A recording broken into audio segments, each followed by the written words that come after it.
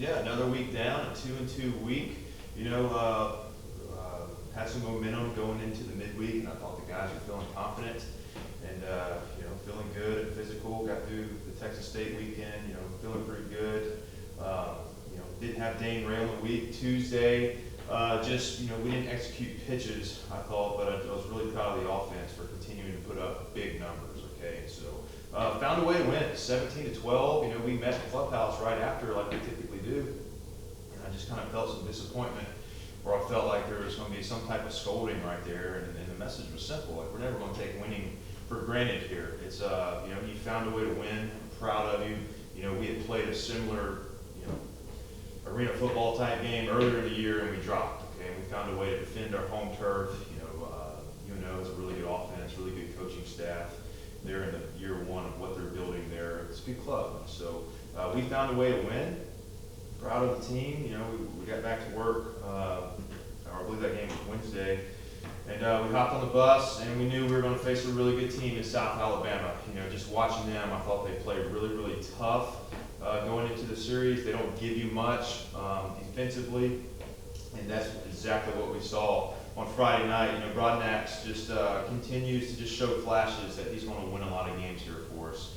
Continues to show flashes of just a fierce competitor on the mound.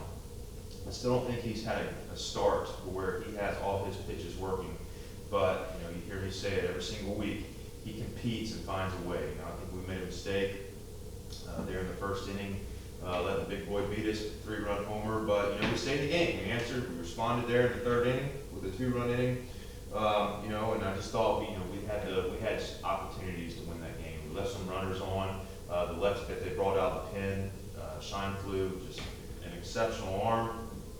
And, we just weren't making, we were swinging at the right pitches. We were not making the correct move to the ball, in my opinion, on that fastball. There's some really good deception there, and you have to take certain types of swings at it. We just didn't do it, but that was a Friday night, really good Friday night game, really good Friday night battle. I think two tough teams, and, they walked us off there in the ninth, but, we found a spark there with Justin Robinson. I thought that was really good out of the pen. I thought Tess was good out of the pen.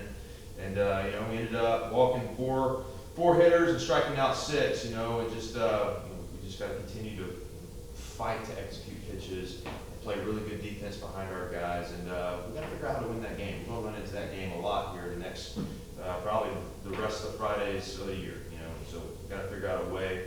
The message was pretty clear of where I thought we stood relative to them, South Alabama. I thought it was two really good teams, but I told our club, I thought we were the better team that Friday night, so they showed up and responded really well. On Saturday, to rack out 15 hits and some pretty good arms was really impressive. And they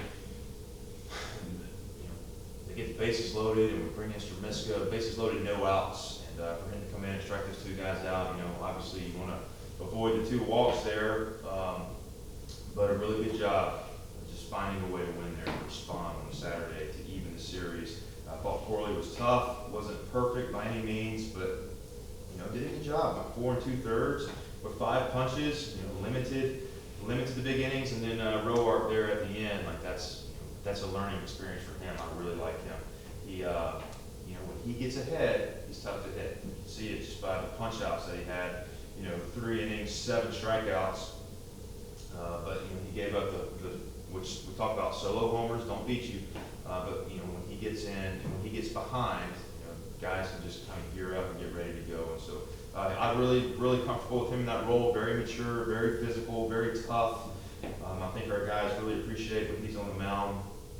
Really good job there by Roark. And then just a rubber match. It's just I thought we had a really good plan against their starter, and we jumped on them there Sunday, and we just, JC will be the first one to tell you, we just didn't have a good outing, wasn't ready to go, or he was ready to go, just wasn't ready with the secondary stuff. And when that happens, JC doesn't, they're going to move the baseball against him. We have to play really good defense, and it's easy to play good defense behind him because his tempo is so good.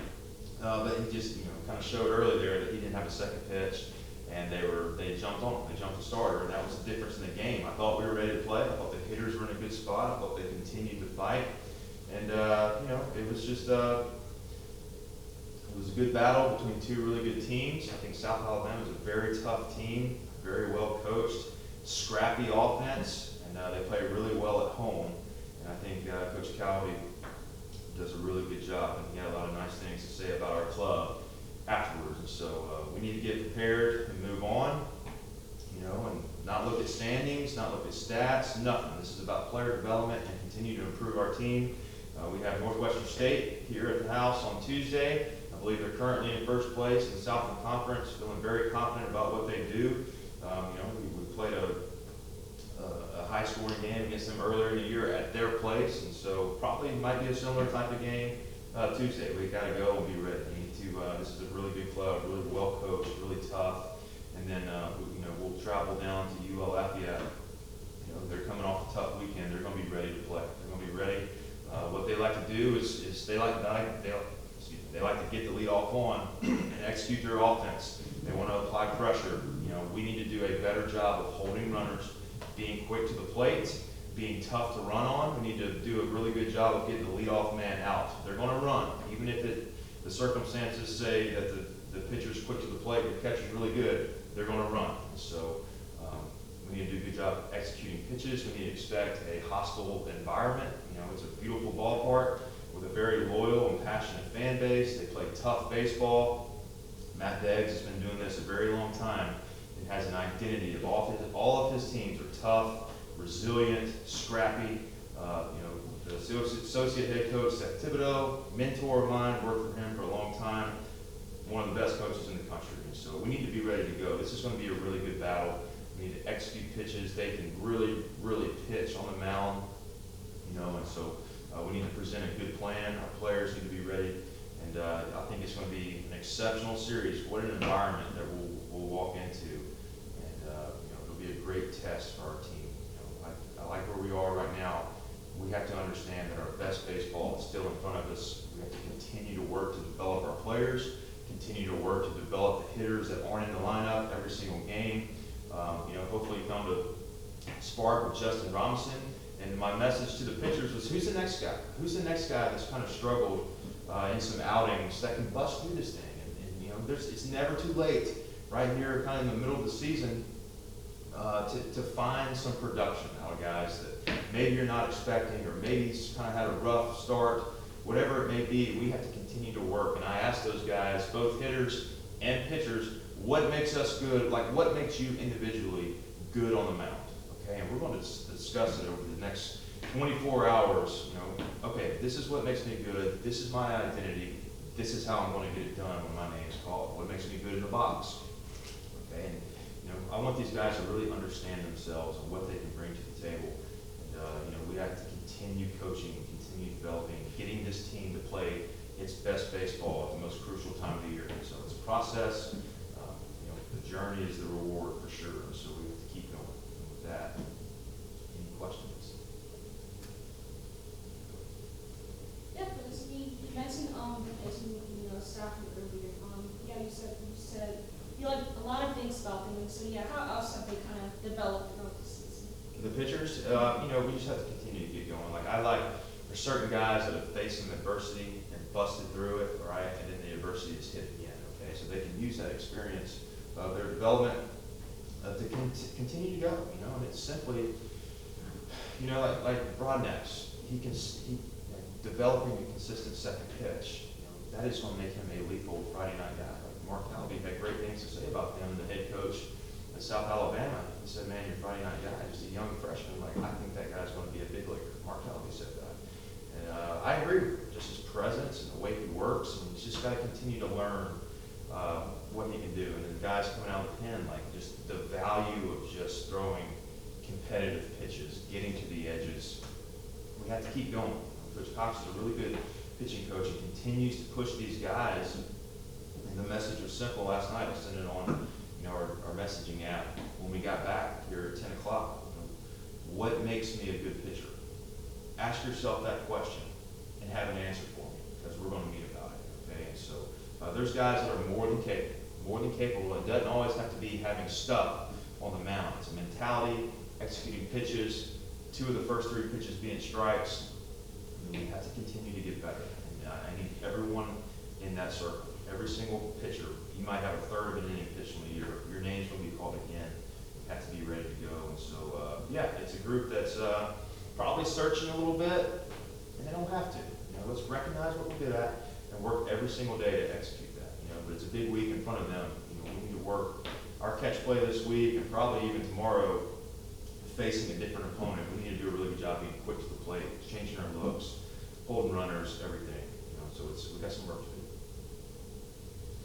Justin Robinson and the work he's put in, it's been a while since he had been out on the mound in live action, and he comes out and looks as good as he did Friday. Just what can you speak to about his work ethic to be able to continue to improve, even though he's a guy who's been here a few years and just continues to keep grinding? Yeah, I think he modified some stuff.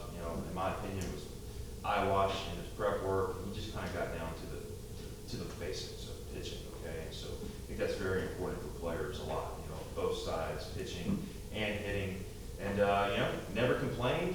He got some one-on-one meetings where I was probably the aggressor, and rightfully so. And he, yes sir, put his head down and went. So we need that. The message was, I told him from the team, if you give us that, we're going to look up at the end of the year and really like where we are. We don't talk about looking ahead at all, ever. And I just wanted to tell him that's what we need out of you, because the pitches that he was making, the slider that's a big league slider. I thought he was overwhelming the South Alabama hitters. It was really good to see, and his misses were competitive. And he had not been out. I think he just kind of ran out of gas, maybe the fourth time he ran out there. I don't remember the innings, but really good to see. That's a shot in the arm. We need that, and we need to use him this weekend. That was really good to see. Really encouraging. I need other guys on the staff to see that. Keep it playing, keep punching, keep busting through. We're gonna find a way to turn this thing around and keep going. What else has the team kind of learned about itself? Throughout these first two Sun Belt seasons, it's like, hey, we know we're a very competitive team in this conference. Yeah, it's a good question. I'm hoping they sense that they belong, because I think they do. And you see kind of how tough the league is, and baseball doesn't work this way. You can't say, well, ULM swept Texas State. UL Lafayette's going to go into Texas State. Like I said, the game will humble you quickly. Texas State is a really good team. Okay, I mentioned that multiple times after our series. And they played differently at home, and they just kind of had their way with UL Lafayette this weekend. And that doesn't mean anything. That means nothing going into this weekend. This is going to be a battle. Okay, and UL Lafayette is really, really, really good. And going on the road, I think, playing a team the caliber of South Alabama and us, those first two games, I thought we should have won Friday night. Okay, that's just kind of how baseball goes. When two really good teams are battling, that needs to be the next step for our team, is understanding how to steal that Friday night game, and you can go and play that Saturday game the way we did. Next thing you know, you look up and won the series, and you're going for the sweep on Sunday. But I think we're continuing to grow confidence. We're hard on some guys that just look. Immigrate sent me the weekly stats. And sometimes I just got to remind myself. I'm hard on Garrett Wheathorn. I'm hard on Zach White. Those guys had exceptional offensive weeks. And just they're young players. And I really appreciate their effort and their loyalty and wanting to be coached. And we're hard on our guys. It's a standard to what we do, both offensively and on the mound, and they soak it up. They really do. So we just have to continue. We have to continue to work to get healthy. We didn't have Dane Ray this past weekend. He's been our best player. Okay, he has been exceptional. So if we can get him back, that's another boost offensively. I thought Jackson Landry did a pretty good job stepping in and having competitive ABs. Obviously, he had the homer. He had the double yesterday. And he was working while he was waiting. While he was not in the lineup, I could sense it coming. The next time he got his name called, he was going to be ready to go. So I'm not rushing Dane Ray back.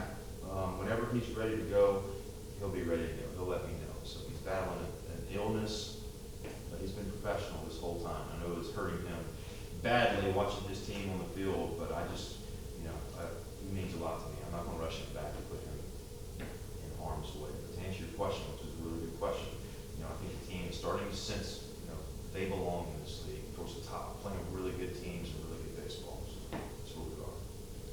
where you're at in the schedule, I know Lafayette runs differently than South Alabama, but the big similarity is the bunt game between the two, that South Alabama lays down a lot of them. I know they'll lay down a lot of them. Just how much does it help to have gone against South Alabama to get you ready for the Cajuns from that perspective? Yeah, it's a good question. You know, we prepped for it Thursday night at their place. You know, and they still kind of executed some bunts. But, you know, what we need to do is make sure that we make sure of an out every time a bunt is laid down, whether it's for a hit, whether it's a sacrifice, not getting sped up. The pitcher's going to execute the pitch in a sacrifice situation. They're going to apply pressure, and I'm going to mimic it all week in practice and our meetings and everything. You know, how can we slow this game down and be in control? Even though it's happening, it seems like it's happening super fast, you can still be in control on defense. It's communication. It's Zach and Marcus bouncing off, making plays, good communication between the pitcher, catcher, third base, and everything. Just, you know, making sure of an out when it happens. They're going to apply pressure. Okay, good. And South Alabama played a very similar way. You know, that was a scrappy offense. They did a really good job this weekend. So I think they're a good team. Kudos to them. They came out ready to hit on Sunday.